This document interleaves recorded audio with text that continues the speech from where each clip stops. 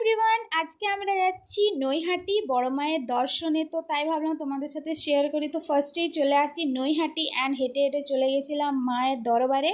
And এখানে এসে পুজো না দিলে হয়, উপরন্তু মঙ্গলবার, তাই লাইনে দাঁড়িয়ে গেছিলাম। 2 ঘন্টা লাইনে দাঁড়ানোর পর আমরা ফাইনালি মায়ের দর্শন পেয়েছিলাম।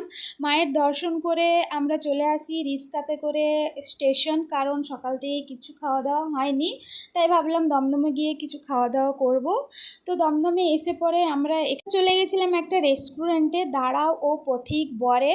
তো এখানে এসির হাওয়া খেয়ে তো খুব ভালো লাগছিল আমাদের। তো এখানকার অ্যাম্বিয়েন্সটা খুবই সুন্দর ছিল।